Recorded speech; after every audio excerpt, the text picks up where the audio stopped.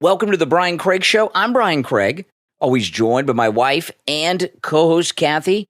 The Brian Craig Show was brought to you by Tom Laporta at Laporta Roofing, covering everywhere from Jupiter to Miami, Tampa to Naples, and everywhere in between.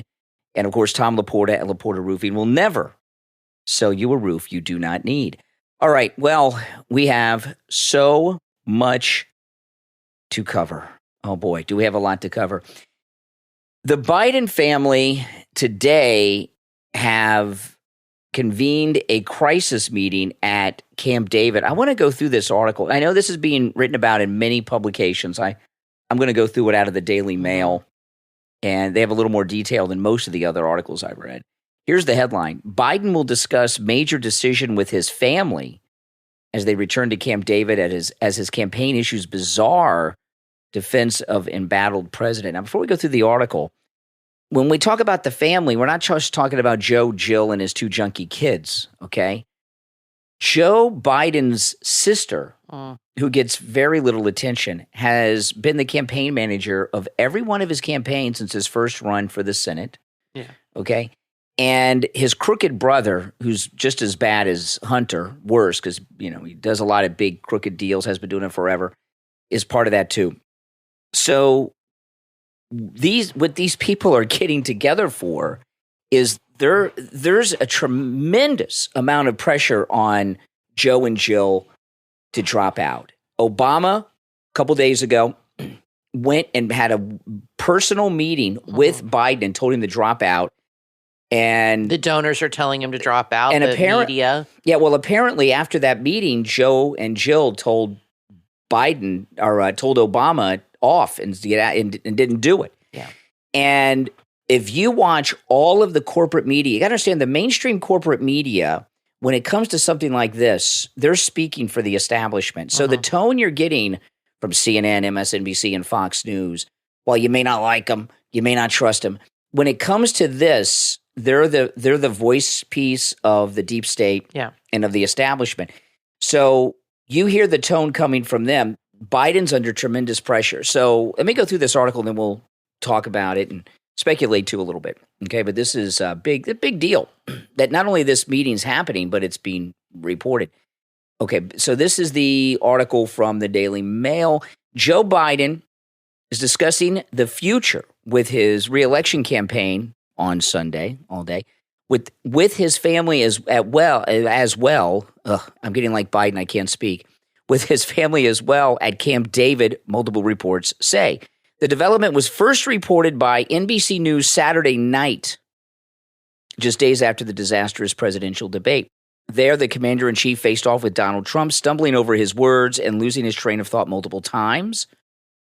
While Biden's trip to the 125-acre country retreat in the hills of Maryland was planned ahead of Thursday's shocking performance, the getaway will serve as a frank discussion with his campaign and his family as to the future. Is it a discussion or an intervention, which is something the Bidens are very familiar with? Yeah, it's probably a little bit of both and a whole bunch more. His children and grandchildren are there as well. Biden's retreat comes as his team keeps insisting the idea of him dropping out of the race would only lead to weeks of chaos, calling the concern of several Democrats as a bedwetting brigade. Any discussion about the campaign is expected to be informal or an afterthought, a source told NBC News. No one is sitting down for him for a formal or determinative discussion. That is the best way. This is, of course, is all nonsense. If he were to drop out, it would lead to weeks of chaos, internal food fighting, and a bunch of candidates who limp into a brutal floor fight at the convention while Donald Trump is out there speaking uncontested. I have said this all along. I don't think he will drop out. I think that I could be wrong. They might make him an offer he can't refuse. And they might go to him and say, look, if you don't drop out, we're going to invoke or whatever you say, the 25th Amendment. And we've got the paperwork and Kamala's going to do it. And we're all going to back her up and it's going to happen. And he might say, do it. He's a stubborn old coot. He is not a nice man. He is like Pelosi. He has been ensconced in D.C. for 50 years. He is not the kind of guy that likes being pushed around. His wife pushes him around. He'll put up with that because that's his wife. But she doesn't like to be pushed around. And on Fox, that woman that's on Fox Business, Dalen, I can't remember her name. Yeah. She said they call her First Lady Macbeth in Washington. She's ruthless. Yeah. And Jill does not want to go back to Delaware with a life of diaper changes and baby food. She wants to stay in Washington and fly on Air Force One and go to state dinners and hang out with the Macrons. And if she leaves, that's over. And that is nothing more scary to her. Well, so I don't think they're going to go so easily. What's going on is this. She won't let it happen. This is what's going on, okay? Jill Biden is the president of the United States. This whole thing that it's been Obama, I'm not saying Obama doesn't have some influence, but if Obama was running the show when he went to Biden and told him to drop out the other day, he would have had it. Jill Biden is running the country. So, yeah, what you said's right. Jill Biden doesn't want to go back to Delaware and take care of a hospice patient, for the rest of her life and feeding baby food. That's her future. But she also doesn't want to give up the presidency, and she's the president. And to drop out for her is losing the presidency because she's running the country, and it's also humiliating to go out that way. The other thing is, the LBJ he quit too because he was so unpopular. Yeah, he wasn't going to win after the Vietnam War. Yeah, he wasn't going to win. Yeah, he quit. That's why he didn't run for re-election. Right. Nixon he could have won. But although he did, I will not accept the nomination. That was all BS because he knew he would lose because the war in Vietnam. Exactly. Yeah. It was so unpopular. So Jill doesn't want to give up the presidency because she's the president. His family, this is a crime family, and his sister and his brother, and their families, right? Because they have kids and grandkids too. They have all been stealing money from the government since Nixon was in the White House with Joe Biden. Yeah. So they're sitting around thinking, and now they're at the top of the food chain. The money's really coming in at levels we don't even understand. So they're spending it too. They're sitting around thinking, we're not going to give up all this money. This is what we've worked for the last 50 years for. Right. But there's still a lot of pressure being put on them, okay? And don't underestimate this pressure. Now, I know a lot of people are saying it's too late. They have to have the candidate by such and such time to be on the ballot in Ohio and all this stuff. No one that's talking about this in that kind of way really knows what they're talking about. First of all, nothing like this has ever happened in the modern era. There's been times when there's been brokered conventions, but that hasn't happened since like Woodrow Wilson or before. The era of brokered conventions is something that no one alive has experienced. Right. So no one really knows how it would happen. Now, based on the rules we know, this is what would happen. Forget all this stuff that people are saying, well, I can't print the ballots in Ohio yet. And I know a lot of you are going to leave me comments saying I don't know what. They have not had the convention yet. So there are no nominees. Donald Trump is not even the official nominee right now, okay? There have not been the conventions. The idea that before the convention that no changes could be. They had their primaries, and Biden won the primaries. Right. So Biden has all the delegates.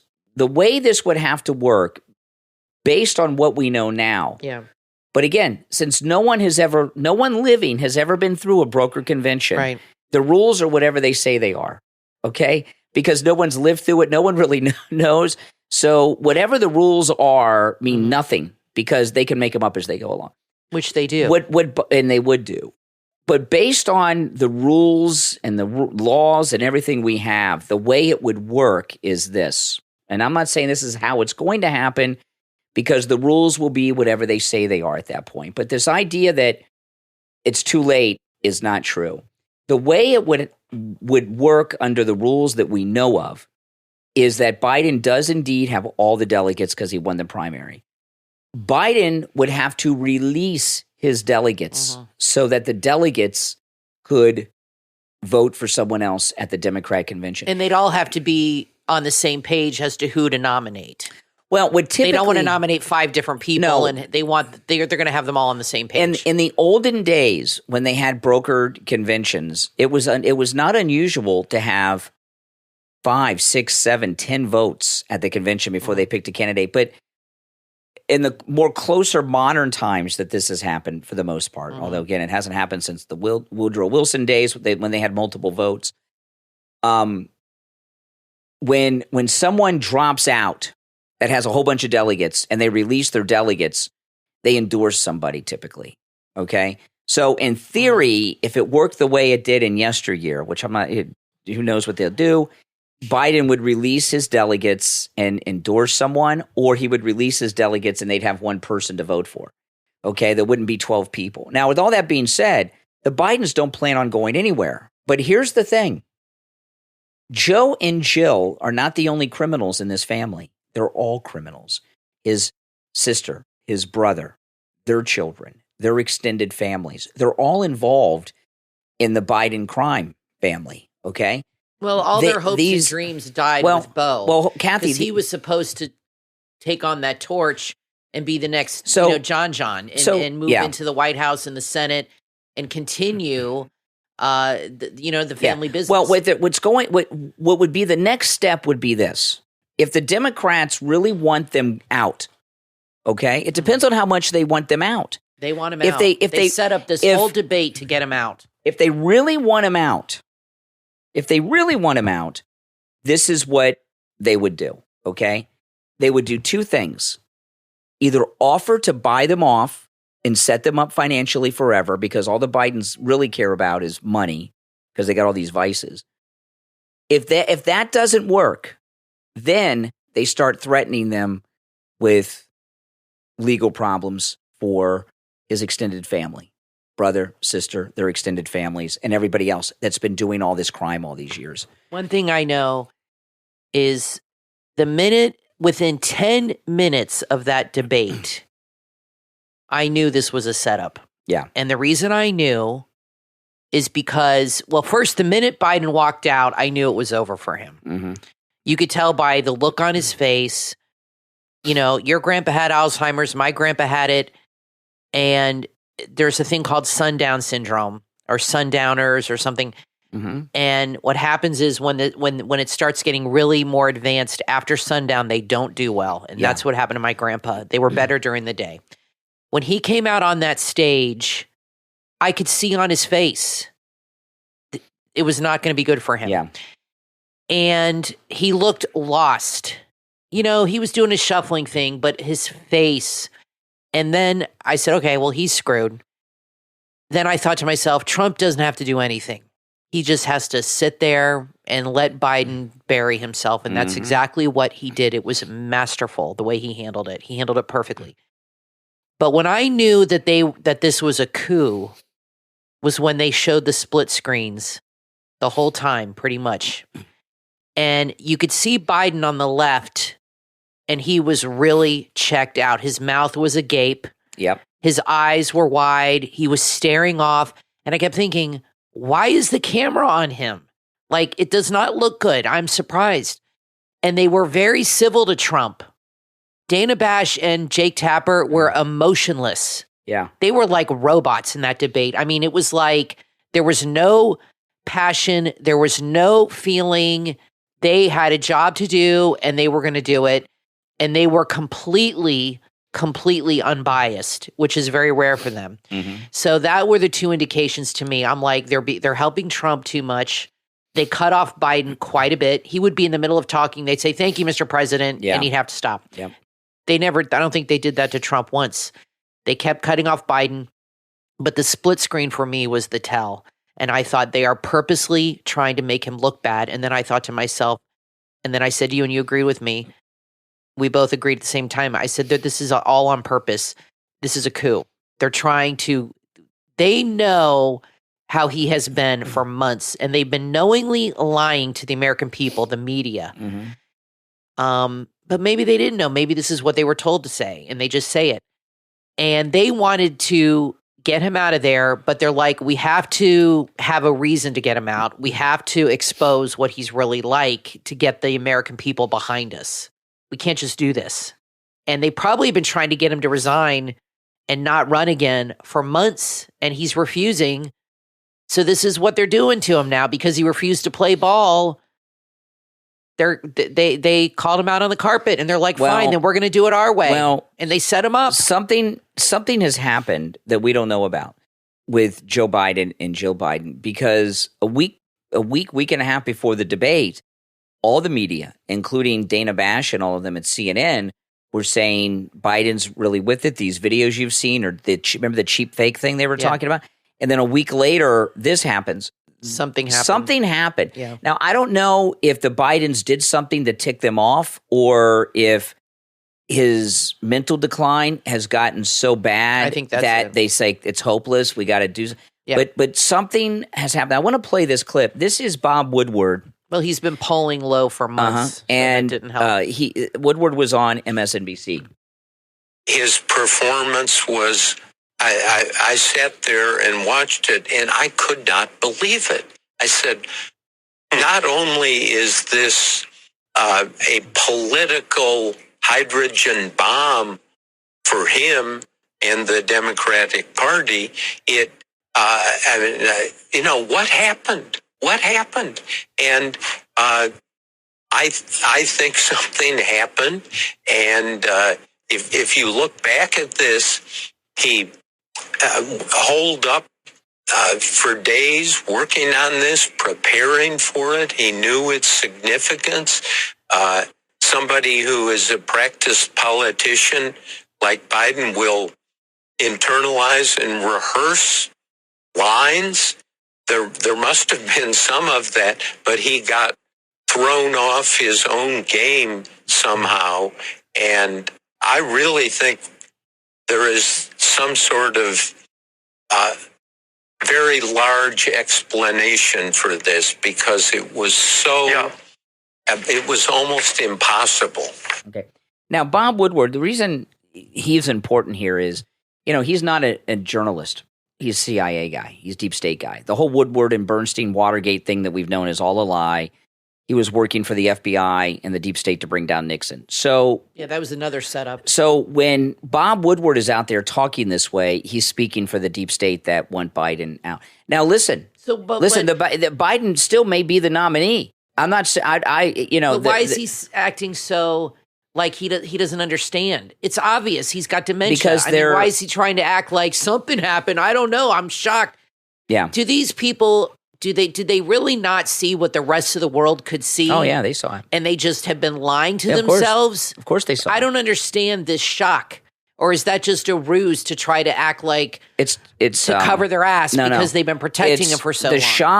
The shock is they've been hiding it for a while. They've been lying to their audiences.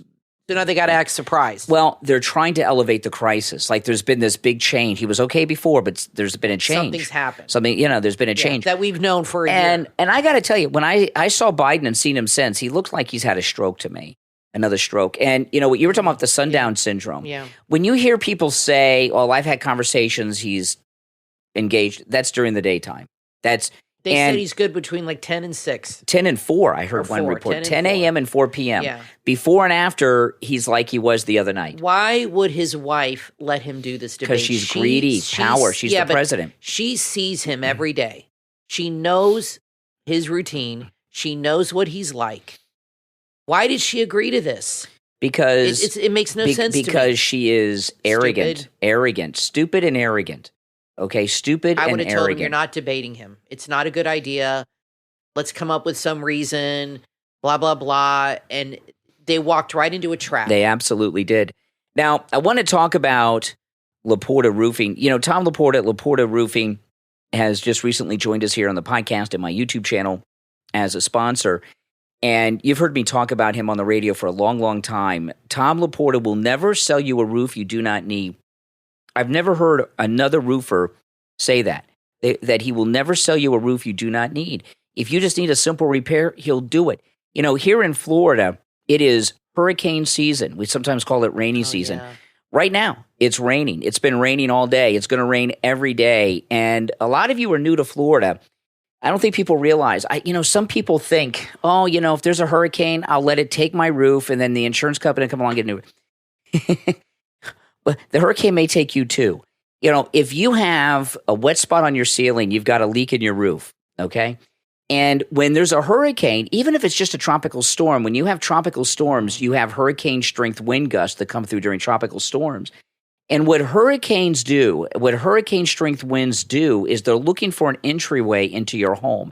And that leak in your roof where your shingle or your tile is loose, that could be the entryway. When that hurricane wind gets in that entryway in your home, you're off to have a mildew Oz. Problem if you just moved to Florida in the last 5 years and you bought a house and you're noticing these things like you said, a wet spot or something, you need to have Tom come out and take a look, because if you don't address that, it will get into your walls and create mildew and mold, and you will have a serious problem in a few years. If you take care of it immediately and have them come out and look at that and repair it, or say you bought a house and you've been living there and you're pretty new to Florida, 4 or 5 years, and the roof's on the older side, and you might have them come out and take a look and give you an assessment and say, you know what, you need a new roof, or you know what, you don't need a new roof now, but maybe in a few years. He'll be very honest with you. He's a very honest man. Yeah. And so I think it's important, if you're new to Florida especially, to have your roof looked at. That's right. And Tom Laporta at Laporta Roofing works on every type of structure: single-family home, condos, HOAs, municipal buildings, schools, churches, office buildings, warehouses, whatever type of structure it is, he works on it. Also, he works with every type of roofing material there is as well. Tom Laporta at Laporta Roofing covers Jupiter to Miami, Tampa to Naples, and everywhere in between. And he's a good MAGA guy. He'll take good care of you. Now, here's his number. This number rings directly to Tom Laporta's cell phone. All right? It's 954-604-4602. 954-604-4602. Or just go to his website, LaportaRoofing.com. I'm Brian Craig, always joined by my wife and co-host Kathy. We've just started. We'll take a break and be back right after this. Unleash the power of fresh nutrition anywhere, anytime with the Flora Slicer, the ultimate 600 milliliter waterproof electric juicer and fruit mixer bottle blender. At the gym, on a hike, or just relaxing at home, Flora Slicer is your perfect health companion. You can blend your favorite fruits, veggies, and protein shakes without any effort. It's compact, portable, and totally spill-proof. And here's something to get you really excited about. It's on sale right now for just $40. You heard me right, just $40. Don't wait. Visit FloraSlicer.com right now and order your Flora Slicer. Make healthy living easy and fun. It makes a great gift too. FloraSlicer.com. Are you ready to get in shape and stay healthy? To do that, you need the right equipment, and that's what you will find at FM Sports Co. FM Sports Co. have everything you need to build strength, get in shape, jump higher, and run faster. Whatever your fitness goals, they've got what it takes to get you there. From exercise balls and hand grips to pull-up bars, trampolines, treadmills, and more. FM Sports Co. offer commercial quality fitness equipment. That means it will last. Are you training for that 5K? FM Sports Co. has top-notch cardiovascular equipment that's designed to improve endurance and help you go that extra mile, lose weight, and burn calories with a balanced exercise program using a combination of cardio and strength training equipment, and enjoy free shipping on most items with purchases of $100 or more. Visit FM Sports Co. online at fmsportsco.myshopify.com. That's fmsportsco.myshopify.com and start your fitness journey right now. fmsportsco.myshopify.com. Life's too short to spend it alone. Call in all seniors who are young at heart. SeniorMatch.com is the place to be if you're looking for friendship, romance, or companionship. The easy-to-use platform is designed exclusively for seniors looking to connect and build meaningful relationships. Don't wait any longer. Sign up for free at SeniorMatch.com today. That's SeniorMatch.com. From author Douglas Borges comes a heartfelt book that you will want to add to your must-read list. Dreams of a Better Future. The story of an immigrant family journey to America. Available on Amazon. Based on true events, readers will take a remarkable voyage with Anita and Alberto, whose roots in Brazil lead them to a new home in Rhode Island. You'll witness their profound love and steadfast resolve as they face hardships and sacrifices to build a promising future for their family. Dreams of a Better Future captures the the essence of their spirit in a story that uplifts and inspires. Through all the challenges, they discovered strength through love and dreams. Dreams of a Better Future reveals how deep commitments can transform lives and showcases the unyielding power of parental love and the sacrifices that shape the most rewarding outcomes. Dreams of a Better Future is available in Kindle, paperback, Kindle Unlimited, and audiobook. Order your copy right now. Dreams of a Better Future, the story of an immigrant family journey to America, from author Douglas Borges. You are listening to The Brian Craig Show podcast, broadcasting from sunny South Florida. Brian is joined by his wife and co-host, Kathy. Follow Brian on social media at BrianCraigShow.com. And now, Brian and Kathy. Welcome back, everyone. I'm Brian Craig, always joined by my wife and co-host Kathy. So Jenna Ellis, traitor, I guess, is a woman a traitoress? I don't know. Is traitor masculine? She's making the round. She's probably got a book coming out soon. Yeah, Jenna Ellis went on Piers Morgan's show. She was on there with the guy from the Young Turks and also his nephew, Hassan, whatever his name is, and some other guy. And Jenna Ellis went on Piers Morgan and started trashing President Trump. Listen. People on both sides that absolutely hate Donald Trump, and even Republican friends of mine and people who I worked with on the 2020 campaign who've been there since 2016 don't support Donald Trump anymore, and for very good reason. As an independent now, unaffiliated, I supported Governor DeSantis in the primary because I've seen the corruption out of the Trump side, and I have very serious concerns about him going back into the White House. And I would just like to say, as someone who, for a lot of personal cost, has stood up and told the truth about Donald Trump, I would encourage everyone to go and read the letter that I wrote to the Colorado bar about my concerns of Donald Trump, because I was there and I saw all of it, and I was willing to stand up and tell the truth. And nobody in the Republican Party has been willing to stand up and say that. There are definitely people that I've talked to, even in the Republican Party, I know the spokesperson isn't willing to admit it, that have very serious concerns about Donald Trump. And so I think where we're at right now is that Donald Trump should be very concerned about the debate last night, because the Democrats are going to replace Joe Biden. Okay, now Jenna Ellis, obviously they got to her with the prosecution, and part of her plea deal was to spend the rest of her life trashing Trump.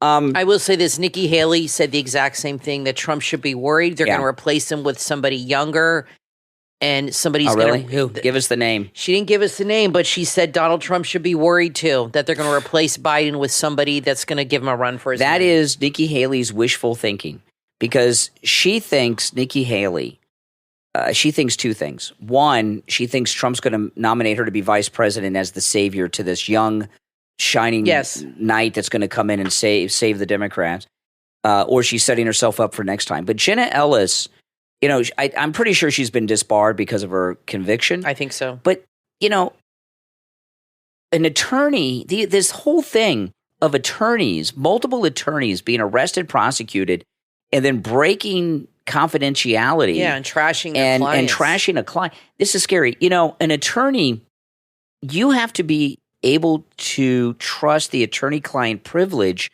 because for an attorney to properly represent you, you have to be able to tell them everything. Things that aren't even related to why they're representing you, just so there's no surprises, so they can be prepared. And now in this era we're in America, where attorneys for Donald Trump are breaking that confidence and doing this, it really it undermines our legal system in ways that I don't think people understand. Where is the American Bar Association? They're a big lobby group, and I haven't even heard them comment on this. No. And I think a lot of these people, like her, Michael Cohen, they're just in survival mode. Yes. They're in panic mode. Mm-hmm. They can't make a living as lawyers anymore. They have to make a living just trashing Trump, being a pundit on CNN, and all these things, or being on these talk shows, whatever. She's probably trying to get a spot on The View, and I'm not kidding.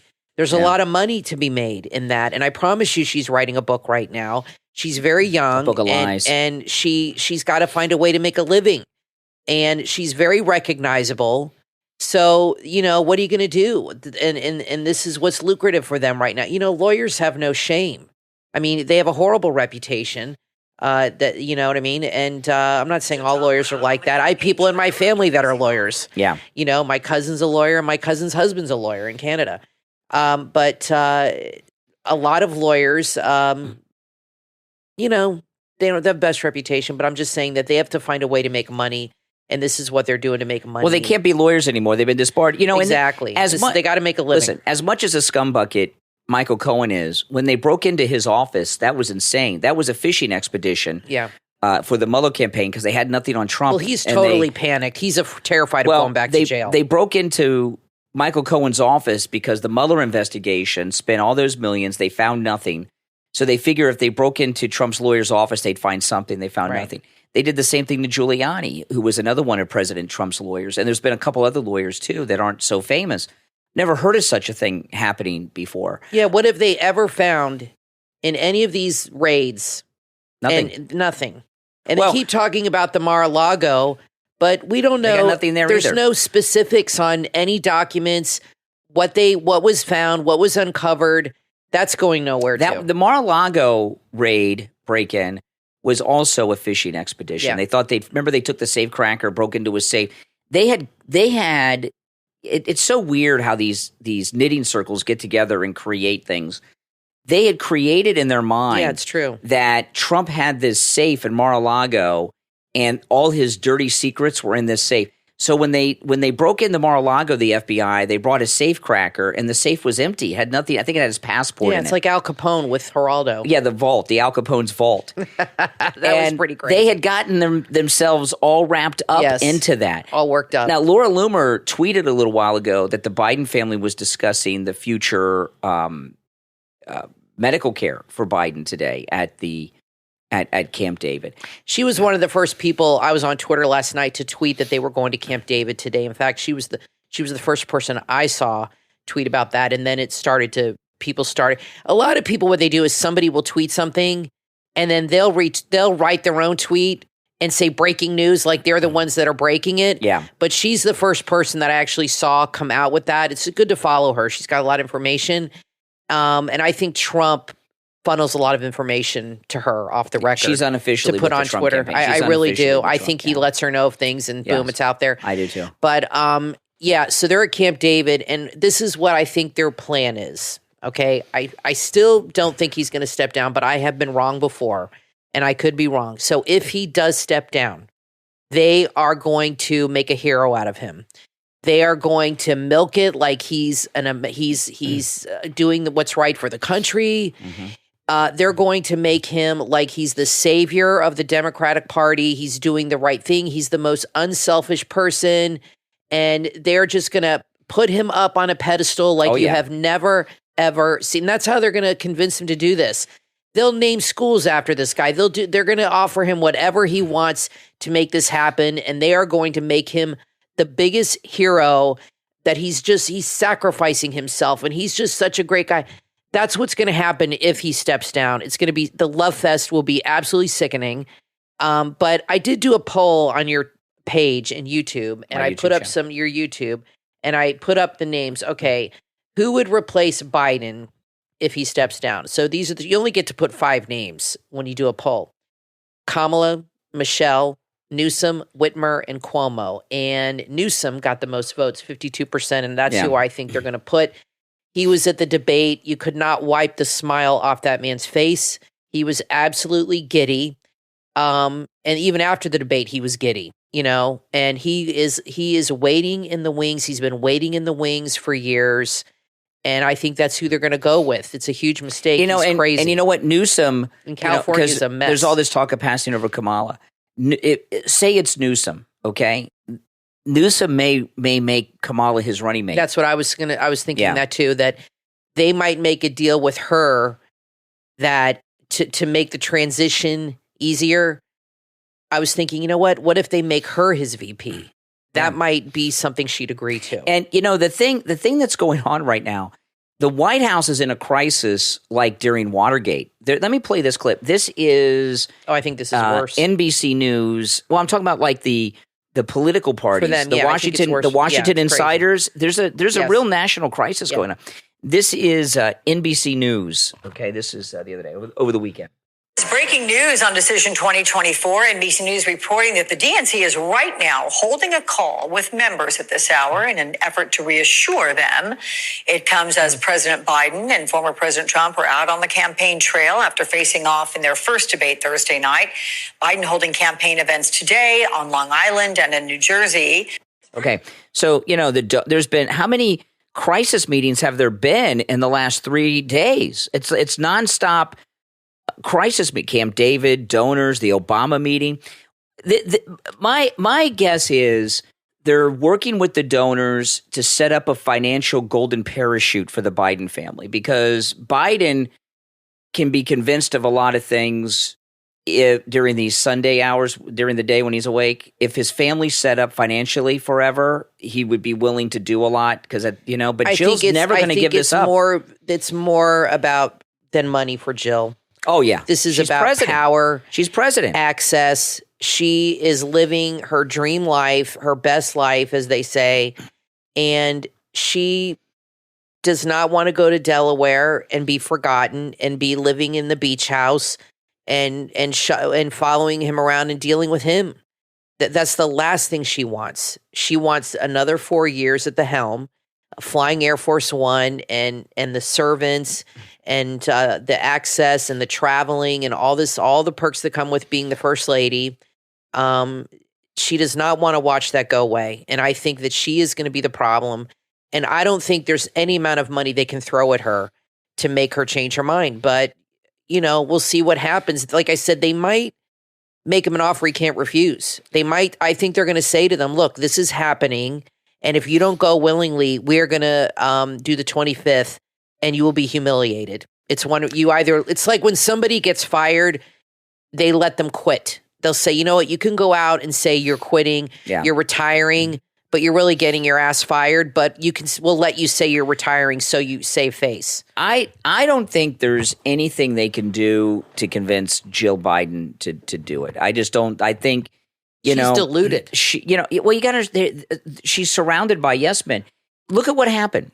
They had that insane debate, and they went right from the debate to that pep rally of the sycophants. So she's surrounded by sycophants. And Biden's senior advisors are not these Jean-Pierre people, okay? His senior advisor around Joe is his wife and his sister. I would love to be a fly on the wall and really see what's really being discussed. Because we're never going to get the absolute truth of anything. They lie, constantly to you. And but I really just would love to hear those discussions. What's going on since the debate, right? The debate was Thursday. Mm-hmm. What's been going on since the debate, there are going to be people that write books and make movies just about this week. Now, I'm paying... Do you think his family's divided, or do you think they're all on the same? I mean, they might be fighting within themselves. Like Hunter might be saying, Dad, it's time. And Jill might be saying, screw you. Okay. I mean, they might be fighting within themselves. The family Jill's different than the rest of the family because she's the president, right? The sister and the brother and the others, what they're worried about right now is they're all criminals. They know it. Okay. He just got convicted, Hunter. There's another trial coming. Are they going to go to jail? No, they'll protect him. And they'll the tell money. him, if you leave, we'll protect you. Well, that's what they're worried about. If they don't leave, if he does not go willingly, they're out of the loop. Yeah. And they won't be protected. Yeah. And the other thing thing tell is, him, if you leave willingly, we'll protect you and you'll be in the loop forever. The other thing is, once he's out, all their deals are over. Even when he was no longer vice president anymore, during Trump's first term, they still had a lot of deals going on because he was so good. Now that he's out, so they're worried about their money. Now I'm paying a little more attention with this crisis to Loomer than I always pay attention to Laura Loomer, but I'm watching her tweets a little closer than I normally would, because Laura Loomer, I know this, okay, is an unofficial employee of the Trump campaign. What Kathy said earlier is very true. Yeah, I think so, yeah. Trump gives her information, and Trump's on the inside. So yeah. I follow her a lot. Now, she tweeted last night, Loomer, LBJ announced on a Sunday he would not seek re-election. That's right. History always repeats itself. Joe Biden is going to be with his family at Camp David tomorrow. That's today, Sunday. to decide whether he's dropping out of the election. The end is near. Okay, so it may not be this Sunday, but it could be next Sunday. There is most definitely a buildup with this crisis of Biden, stepping down from the nomination. But the problem is, it's not just the nomination, it's the last 6 months of his presidency. Because what that debate showed, it's not just that he's not capable of running, he's not capable of running the country. So it's more than just the nomination. It's about resigning the presidency, and that's a big, humiliating deal. It only happened once before with Nixon. Okay. This guy on Twitter, John Basham, have you heard of him? No. Okay, he's I don't know, connected. I'm looking at his Twitter. He's been in the military and been on Hannity and all this. Early Sunday morning, spoke to a very close friend of the Biden family that says the president's sister, Valerie, is very upset with Jill. See, I told you they're not agreeing with what she considers abuse of Joe Biden. Valerie, worried about Joe's advanced and deteriorating dementia, has been pushing for Joe to retire for 2 years. Wow. As she watched her brother's mental acuity fall in a rapid decline, she blames Jill Biden for pushing him to continue, as she believes her brother can no longer decide with any real cognitive acumen for himself. I'm told Valerie is extremely angry with Jill and believes she is abusing her brother by pushing him into public when he can no longer even control his emotions. Valerie Biden fears Jill's pushing Joe into the public eye while his mental abilities diminish will permanently ruin her brother's legacy. So Jill can feed her own ego and remain relevant. So obviously they're not on the same page in the family, which I suspected was true. Yeah, that's interesting about the sister. So the sister sees the writing on the wall. Let me tell you. Maybe she actually cares. I mean, it is his sister. Well, I don't know. She's pretty bad. But I'll say, so far as these pardons, if he doesn't do the right thing soon, his pardons may not hold up, because they may say that he is not mentally capable of signing documents. Right. And he's got to pardon Hunter for sure. Probably his sister and brother too, but he most definitely has to pardon Hunter unless he wants him to go to prison. And he better do it soon, because those pardons may be invalidated if he's declared mentally unfit. There's a lot going on right now. Okay, I want to say this to people, especially if you're a Democrat. Joe Biden did not decline in a week. No. Okay? And all these people feigning ignorance and acting shocked, they're full of shit. They have known for months, maybe longer, that this guy is out of it. We've all seen it, and they've done nothing but call us liars. And they've gone on TV and said it's not true over and over and over again when they knew it was true. And for them to go on TV and act shocked is insulting.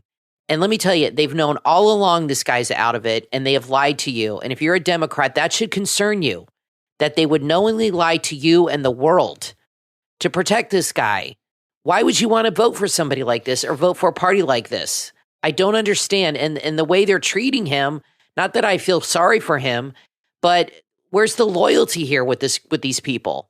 There's none. I mean, they're so obsessed with power that they threw this guy under the bus to get him to leave. I mean, these are horrible people. Well, yeah, they are. And I mean, why would you support that? What after the debate, they wanted to see how things would play out over the next couple of days, and it's gotten nothing but worse. And this crisis is building, and it's building. And you know how the news works. There's going to be a global event. There always is. And when that happens, if this isn't resolved, the discussion is going to be, well, can Biden make a decision? How is the Biden White House really dealing with this, since we saw how he is? He's done, Brian. One way or another, he's done. He's done. It's only a matter of time. Now, this is huge. Mike Lindell has just came out today, there is a new type of MyPillow mattress topper. It's called the My Mattress Topper. This one is unbelievable. It's incredibly different than all the rest. It's a brand new style of mattress topper, and there's huge discounts on it. They are launching it now with our promo code Kane with a $100 discount. Okay, it comes in both queen or king, and you get a couple deals with this. Okay, You get a $100 discount on whichever one you get, the king or the queen, okay, which is amazing. You also get a set of the percale sheets for free, and you get to pick which ones you want, right? They don't just send you some random ones. You get to pick the color that you want. So you get $100 off the new MyPillow mattress topper, the My Mattress Topper, with our promo code Kane at checkout, Kane, $100 off. You get a free set of the percale sheets and free shipping with our promo code Kane on orders over $75. So you get free shipping, a free set of sheets. You get to choose the color, and $100 off of the mattress topper. It's the brand new mattress topper just being introduced today at MyPillow.com. It's called the My Mattress Topper. And, of course, that is all with our promo code Kane at checkout, Kane. And it looks pretty amazing, Kathy. Take a look at it. It's totally different than the one we have and the other ones. Yeah. It's a totally new style. It's a new style. I'm very curious to learn about it. So go and order yours. You know, we've been sleeping on a MyPillow mattress topper for years now. These mattress toppers will change your life. You have never gotten a perfect great night's sleep before. You may think you have, but you haven't until you've slept on the MyPillow mattress topper. This is a great deal. Plus, you get the free sheets, free shipping, and $100 off with our promo code Kane at checkout, Kane at MyPillow.com. We're going to take a quick break. When we get back, there's more to share. Don't go anywhere. America in crisis right now. I'm Brian, always joined by my wife and co-host Kathy. We'll be right back. Are you ready to discover the champion within you? In Hello Champion, a journey of faith, healing, and recovery from the perspective of a cancer survivor and overcomer, author Lachelle Farmer shares her inspiring journey of overcoming cancer. This must-read and powerful book will help you fight despite the odds. You'll learn to conquer fear as well as anxiety and find purpose in your challenges, as well as learn to believe in God for the impossible. Author Lachelle Farmer's story is a beacon of hope, showing that wherever you are, whoever you are, there is a winner within you. Hello Champion is available on Amazon, BarnesandNoble.com, and the author's website, HelloChampion.co. If you want to become a published author, email HelloChampionInfo@gmail.com or visit HelloChampion.co to schedule a free consultation. Embrace your inner champion and order your copy of Hello Champion from author Lachelle Farmer. Men, are you tired of looking tired? You can turn your tired eyes into a vibrant and refreshed look with a specially formulated under-eye cream for men at Amazon.com/shops/Meditati. That's MEDITATI. This anti-aging formula is designed to repair and protect your eyes against the common signs of aging. Dark circles, puffiness, and those pesky crow's feet gone. With Meditati, you'll say goodbye to those tired eyes and hello to a youthful appearance. It's packed with peptides, vitamin C, jojoba oil, green tea, CoQ10, and other essential ingredients. This formula will keep your under eyes bright and refreshed. It also keeps your skin hydrated with the highest quality natural and organic ingredients. It's crafted by skincare experts, and this non-greasy, lightweight formula absorbs quickly and efficiently, nourishing the skin around your eyes. So if you're tired of puffiness and wrinkles, go right now to Amazon.com/shops/Meditati. That's MEDITATI. Don't miss out on this chance to give your eyes the care they deserve, because you and your eyes deserve it. Amazon.com/shops/Meditati. Are you feeling confined by your own self-doubts? You can unlock your potential. You just need the right help and guidance. And that's what you will find in Uncage Your Life Gratitude and Happiness Journal from author Heather Alice Marie. This journal is not just for jotting down your thoughts. It's also a powerful tool to inspire self-discovery and break through barriers that are holding you back. It's filled with daily prompts to cultivate gratitude and happiness. There's reflection prompts for celebrating your progress. There's also inspirational quotes that will uplift and motivate you. With the Uncage Your Life Gratitude and Happiness Journal, you will learn to find the courage to pursue your deepest desires. It also includes guided questions for self-reflection and free writing space for your creativity. This is much more than a journal. It's a gateway to a life of purpose and fulfillment. Order your copy of Uncage Your Life Gratitude and Happiness Journal from author Heather Alice Marie on Amazon and the author's website, YourLifeUncaged.com. At YourLifeUncaged.com, you'll You'll also find more motivation to encourage and inspire you. It's time to unlock the life that you love, the life that you deserve. Order your copy of Uncage Your Life, Gratitude and Happiness Journal on Amazon and YourLifeUncaged.com from author Heather Alice Marie. Have you ever heard that laughter is the best medicine? You'll find out how true that is with your weekly Therapy podcast, available on all podcast platforms. Host Tell and Anne-Marie, your not-so-typical therapist and nurse practitioner duo, have a flair for ADHD and life's hilarities. They'll make you laugh, cry, and maybe even rethink some of your life choices. And that's just in one episode. And no topic is off limits. Tell and Anne-Marie discuss everything from gaslighting, daily life with ADHD, and relationships. Add your weekly Therapy podcast to your podcast playlist, available on Spotify, Apple Podcast, and wherever you listen to podcasts. And you can catch the video podcast on YouTube. Don't just cope, laugh, learn, and sip some therapy. It's therapy with a twist. Share the podcast on all your social media so your friends can tune in too. Your weekly Therapy podcast. Start listening right now. You are listening to the Brian Craig Show podcast, broadcasting from sunny South Florida. Brian is joined by his wife and co-host, Kathy. Follow Brian on social media at briancraigshow.com. And now, Brian and Kathy. Welcome back to the program, everyone. I'm Brian, always joined by my wife and co-host Kathy. Yeah, make no mistake about it. There's a crisis going on. Doug Burgum. Have you noticed Doug Burgum since the debate's been on every show talking about everything? Yep. He's the guy. I told you guys that. We'll find out soon. He's the guy. We'll find out soon. So Burgum today was on Meet the Press, okay? And this is what he had to say today. This is about the debate and what's happened since. And I want to go back to the debate. I want to go back to the top. You asked about the debate. Yeah.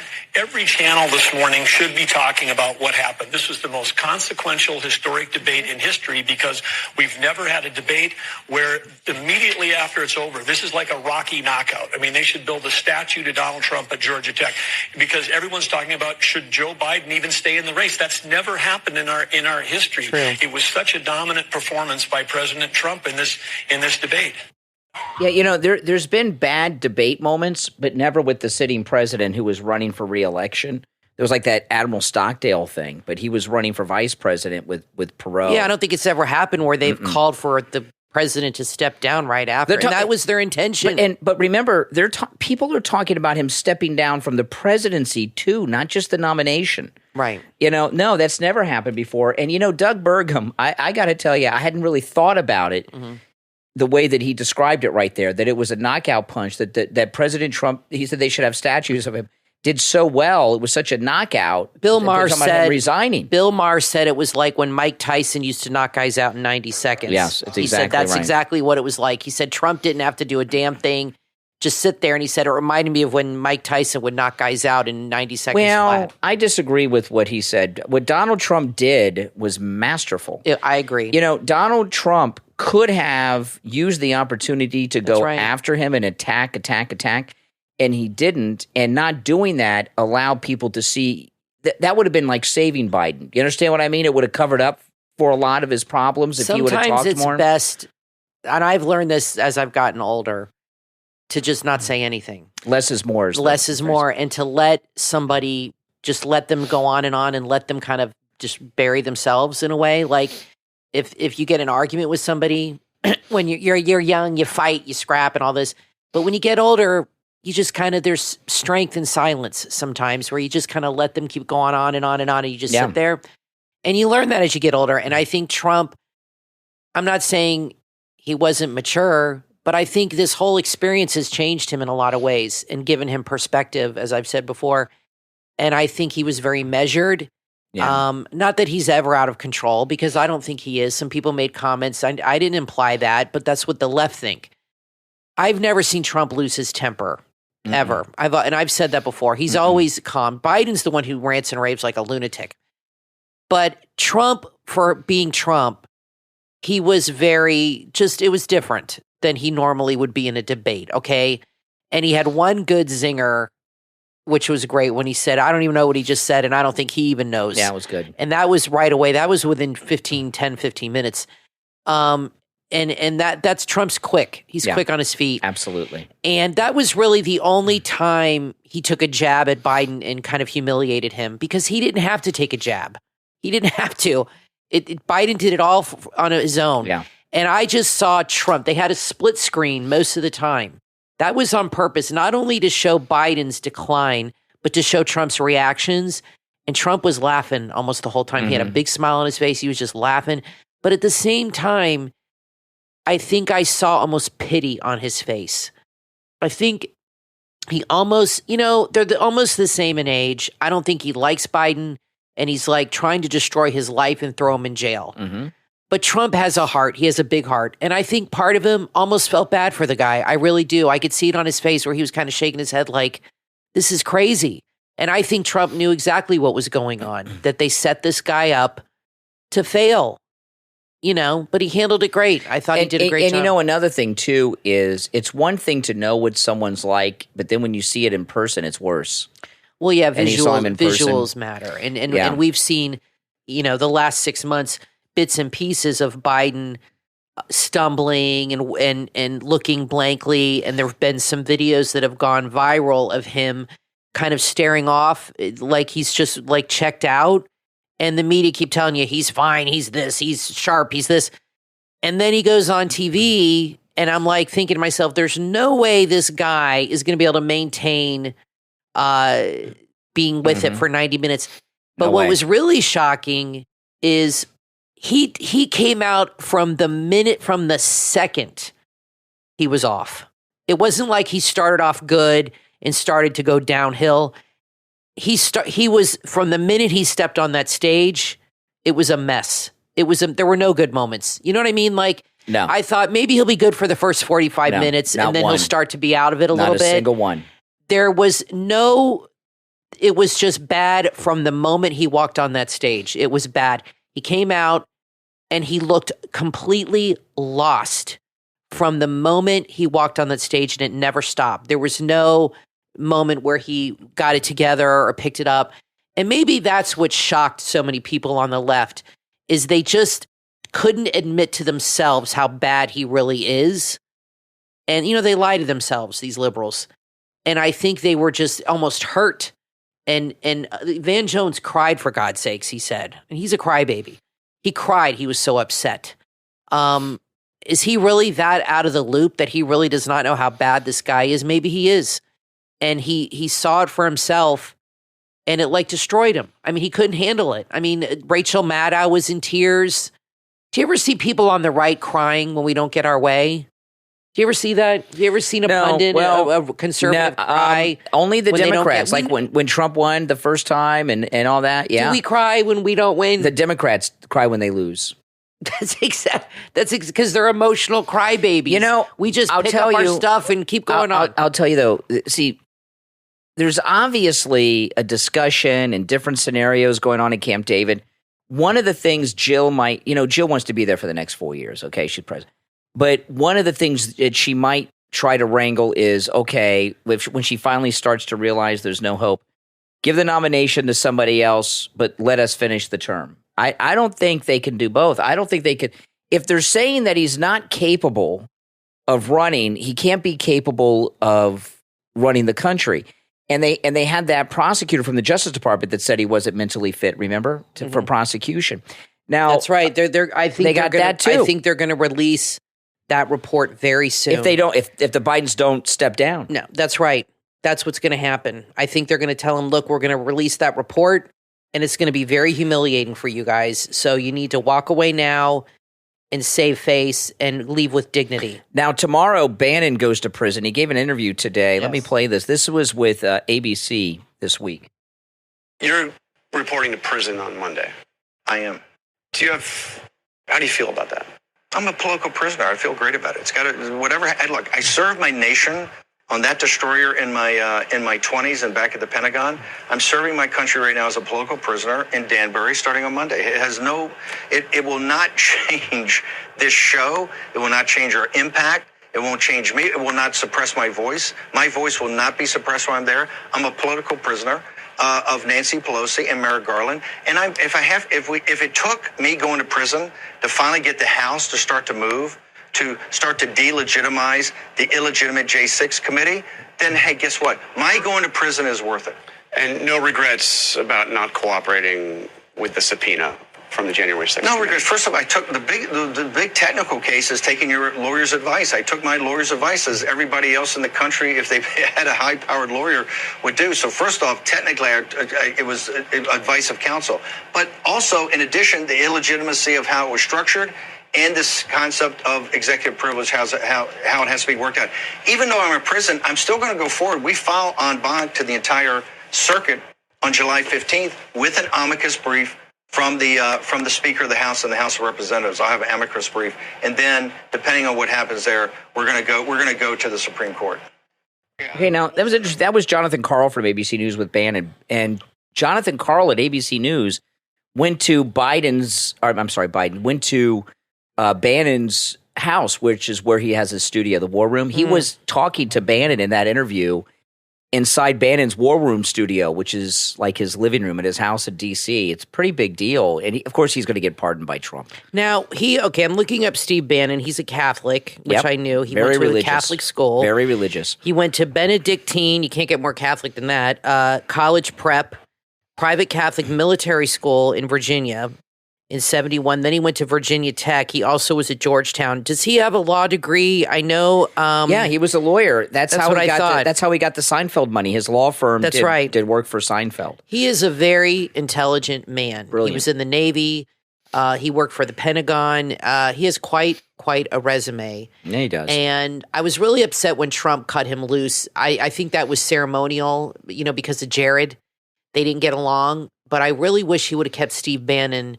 And I was really hoping he would have made him his chief of staff. Well, he may this time. I think if he would have made Bannon his chief of staff instead of all those other lunatics, he would have been able to fend off a lot of problems for himself because he just hired too many swamp creatures.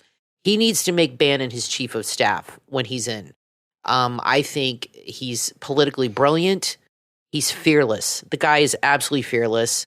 And I think he's got great advice for Trump and always steers him in the right direction. I mean, what do you think about that? Him being chief of staff? I think that'd be a great pick. He may be back as that in the next term. He's good. He's definitely a top guy with Trump. Remember, a little more than a week ago, Bannon was interviewing Carrie Lake live on his program. The phone rang. It was President Trump on Bannon's cell phone calling him for something.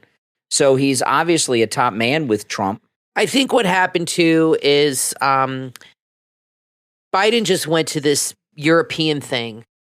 And remember, he went off to shake somebody's hand that wasn't there. He keeps doing that, which it means he's like hallucinating or something. And I think those leaders, the Italian prime minister, she's a conservative, that blonde lady. And she had an interaction with Biden where she had to kind of grab him. And you got too many people grabbing Biden and leading him off the stage. I mean, the guy can't even get off a stage by himself, like Trump always talks about. I think those leaders really were the first on a global level to raise concerns. And I think that's when this whole plan kicked in of the debate and getting him out. I think they, talked to the powers that be. They're all globalists, a lot of them, or whoever they talk to. And they're like, look, this guy is not going to be Trump. He's got to go. I'm not saying the Italian one was in on that because I think she likes Trump, but that seemed to me when things really started to take a turn for him was when he had that thing in with the Paris Accords or what the G7 or whatever. A lot of stuff starting to leak out from the Biden circle, and this is something that's just leaking out now that people that were with and around Biden in the moments after the debate, okay? One person described Biden's mood after the debate, this is an insider that was there, as humiliated and devoid of confidence, according to a report by NBC News. Biden is aware that the physical images of him showed a blank, million-mile stare and a gape mouth. Million-mile stare? I guess he's staring off to a million miles. I've never heard that expression. Yeah, and those images will live beyond his presidency. I mean, that's an insider. It's almost over. I mean, we are in the last days of the Biden. So what do you think he's thinking? Do you think him and Jill are on the same page? She clearly wants him to stay. Yeah. But do you think that they're even arguing over this? Do you think that he is mad at her and saying, look, I shouldn't have done that debate. It was a big mess. And do you think that he's saying to her, I need to quit and step down, and she's telling him no? I mean, do you think they're even arguing with themselves? I think everyone's arguing in the family. It's a crisis. I hate to say this, kind of fun to watch. See, Joe, isn't it? It's kind of fun to sit back and watch the train wreck. See, this is the thing. Joe's out of it most of the time, and he knows that, and he's old, and he is a president, so he'll be fine. Jill has got a lot of coherent life ahead of her, and so do the members of his family. And do you think he even remembers the debate, Brian? Yeah. Do you think? Yes. I don't know. During between 10 a.m. and 4 p.m. he does. Before and after he's forgotten. That's an interesting thing it's a real phenomenon that's come out, and because that twilight syndrome is a very true thing. Sundown syndrome. Syndrome. No, that's been Twilight around. syndrome's when you're addicted to the Twilight series. Yeah. My mom was a geriatric nurse for 60 years, and I remember hearing that expression in the 80s when my mom was doing nursing, sundown syndrome. Now they call it sundowner or some new name. And my grandpa had it. And I said, what is it? She said, after sundown, people with Alzheimer's, dementia, they get much, much worse. Sometimes they get violent. They can get nasty. Yeah. They don't know. They're confused. My grandma, I love my grandpa Charlie to death. Okay. I was his favorite. He called me Kathy Mouse, and I'm going to get teared up because I miss him. He was a great guy, but my grandma was a little thing. My Italian grandmother was 4'10", and my grandpa was a tall guy. He was 6'2". This is my dad's stepfather, so he's not my biological grandfather, but was my grandfather my whole life. And my grandma did not want to put him in a nursing home. She fought it for years. And she's like, I can take care of him. She's a little thing. And then he started to get not violent, but physically difficult for her to handle. You know what I mean? And he was getting a little, not hurting her or anything, but he was getting physically agitated and acting out. So my dad and my uncle said, you got to put him in a home. You can't handle him anymore. You're going to get hurt. He's going to get hurt. So she did. She reluctantly put him in a home for the last few years of his life. He lived to like 96 and then he died. But that's how it goes. These people it's sad. It's a horrible disease. I don't wish it on anybody. But when you lose it like that, you decline so fast in the end. It does not get better. This is not a disease. And believe me, I'm sure they've given him every Alzheimer's drug that's new on the market and everything they can try. And I'm sure it's killing Jill that this is happening. But I wonder if he's like, I agree with him. This is going to be his legacy now. This is what people are going to like. Look what, one little thing can happen like that. Yeah. And it's like your whole career, he's been in Washington. Not that he's had a great career, but this is what he's going to be remembered for after 50 years of being in the Senate, being president. That visual was so bad. You know what I mean? Yeah. And the reaction from the left right after the debate that was not good. And then they tried to backtrack it the next day, and then they went back to it's over. Then they got on the page. Oh no, he's out. We got to go with this. Yeah. Now they're all throwing him under the bus. Yeah, it's in every newspaper. Axelrod, every pundit, they're all saying, yeah, he's got to go. So they've all been then brought into the loop now. That's what the story they're sticking with, and that's how it is. They get told what to say, and they say it. Yeah. Now, I want to tell you guys about a book I'm reading. This blew me away. Yesterday, I did something I've not done in a long time. I went to a bookstore, and they're coming back. Yeah, there's a new Barnes and Noble that's not too far from our house, and I went there because it's a new Barnes and Noble. And I had heard that it's kind of like a new type of way that they're doing it. And I like to read books. And I've pledged to start reading more than doing other things. Like following stupid stuff on YouTube and stuff. I'm gonna start Brian and I reading we're trying to read more now. Yeah. And so I went into this new Barnes and Noble, and it is unlike any Barnes and Noble I've ever seen. It's much smaller. They don't have a coffee shop. They don't have all those stupid toys, but the book selection is different. I actually went into a couple of other Barnes and Nobles in the last few weeks looking for books. And the books they have on the shelves are the same books they've had on the shelves for like 15 years.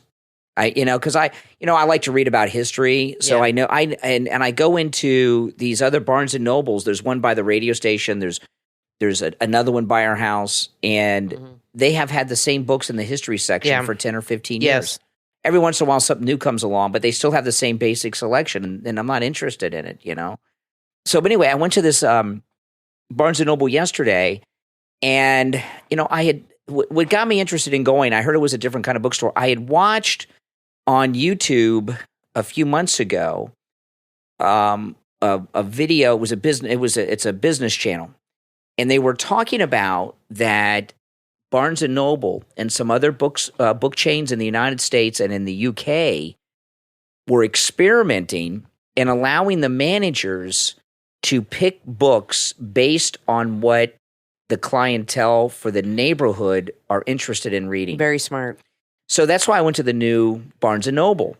And I found a book that I just started reading this morning that is one of the best history books I've ever read. And I'm only in the first chapter. And I was shocked that this was in a Barnes & Noble, right? And I'll tell you what the book is. And then I want to read you the back of the book, which is amazing. Wilmington's Lie, and it's about Wilmington, North Carolina. So it's Wilmington's Lie, and then the subtitle is The Murderous Coup of 1898 and the Rise of White Supremacy. So I saw that. I was like, okay, let me, I figured this was another one of these anti-racist books, that they're constantly, you're white, feel bad, pay a debt, you owe a debt, blah, blah, blah. And I read the back of the book, and I said, holy smokes, and I took it right off the shelf. I said, I got to read this. Listen to this. It's written by an author named David Zucchino. Is that how you would pronounce his last name? Zucchino. Kathy's Italian. She knows. Zucchino. And he's won a Pulitzer Prize, apparently. Okay? Listen to this. How do you say his name? Zucchino? Zucchino. It's Italian. From Pulitzer Prize, this is the... Like zucchini? Okay, Zucchino. Okay, Zucchino. Yeah. Okay. This is the book description on the back, okay? From Pulitzer Prize winner David Zucchino comes a searing account of the Wilmington Massacre and Coup of 1898, a rare violent overthrow of an elected government within the United States. By 1898, Wilmington, North Carolina was a shining example of a mixed-race community. But across the South, white supremacist Democrats, that's what it says. It says white supremacist Democrats were working to reverse the advances made by black citizens. In North Carolina, they devised a coordinated campaign of intimidation and violence that culminated in Wilmington on November 10th, 1898, when 2,000 heavily armed white night riders, Democrats, swarmed through the city, forcing city officials and leading black citizens to flee at gunpoint, terrorizing women and children, and shooting at least 60 black men dead in the streets. This brutal insurrection halted gains made by blacks in Wilmington and restored racism as official government policy, cementing white rule, Democrat too, for another 70 years. Wilmington's Lie weaves together individual stories of hate and brutality, resulting in a dramatic and definitive account of a forgotten chapter, of American history. And I started reading the first chapter today, and it talks about how what the Confederate Democrats, and they use Democrat throughout the book, so they don't cover it up. Like, this is the only history book that I've seen publicly available in a bookstore that properly calls out the white supremacists as Democrats, and they talk about something I never knew about this thing in Wilmington, North Carolina. By the way, I'm sure some people listening did, but in the first chapter, they talked about what the Confederates did. These Confederate Democrats, the Union Army was stretched pretty thin, and in Wilmington, they made the chief of police, a Confederate general was made the chief of police, and he hired his henchmen Confederates to run the police, and they were whipping blacks in the streets in the daytime, and it talks about how this was a big Democrat plot to re-enslave blacks and maintain white supremacy. This is an amazing book, and You never get the true story of the Democrat Party. And to find this in a Barnes & Noble. Yeah. That's what blew my mind. That's incredible. And I love reading and books are coming back. They're huge on TikTok. It's called Book Talk. And young people especially have gotten into printed books are coming back. Printed books. It's very trendy to collect printed books. And these young kids, they have their bookshelf behind them. They have all their books color coordinated. That's the thing. And they even display them where they have the book not pushed in directly. It's at an angle. So you see, you know how people do it when they're selling a book? Their bookshelves have become displays, and they have them on TikTok, and they recommend books. It's huge. And books are coming back, and I think it's amazing. Yeah. And now what you see is some books have special editions that have come out that are they're like forms of art. Mm-hmm. The cover is embossed with a beautiful cover, and there's not just gold leaf along the side. There's an actual painting. Mm-hmm. And the books they have special editions now that are coming out with the author's signature. These sell for hundreds of dollars on Etsy and Mercari and eBay. It's incredible how these kids spend this kind of money. And the reason is because social media, YouTube, and things like that. And I think it's great that young people are getting into reading. I think this generation, Gen Z that's coming up, I think that they're realizing how stupid school has made them and how uninformed they are. But it's nice to see, and I'm going to make a prediction here because you said this Barnes & Noble, you were talking to me about it, and I said, well, you said it's small. You said it's like the size of a Walgreens. Yeah. They don't have the coffee shop. They don't have all the stupid toys and all this. It's just books. And if they keep the books up to date with what the young people like, with the fancy books, and they'll do very well. Walgreens just is closing 8,600 stores. I'm making a prediction that Barnes & Noble might buy some of these properties or take them over and start building a bunch of bookstores again, smaller down. Now, there's a Barnes & Noble in Boca downtown that's huge. It's old school, okay? It's got the Starbucks. It's 2 stories. It's a beautiful store. But like you said, it's too big. It's just too big, and there's too much. And they got the wrong books. And they got a bunch of toys and stupid crap. The thing about books, and the books are no good. You know, when it comes to books, it's not just that a book is biased. Bias is also in what books you offer people.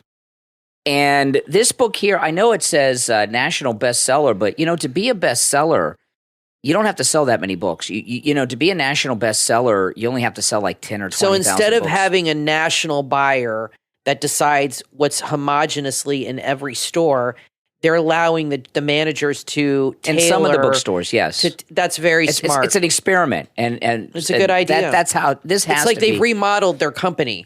Well, because this new Barnes & Noble is located in, MAGA, Florida, where Trump lives. So this is what Trump people would want to read, the truth of history, not all these lies we get. Now, I want to take a moment to thank our Patreon supporters. Listen, guys, those of you that are Patreon supporters, Kathy and I want to thank all of you. You make this show possible. Absolutely. And remember, those of you that are Patreon supporters, if you go to the Patreon page, not only do you get access to things that Kathy and I both post that we post nowhere else, you also have access to commercial-free editions of all of our podcast episodes.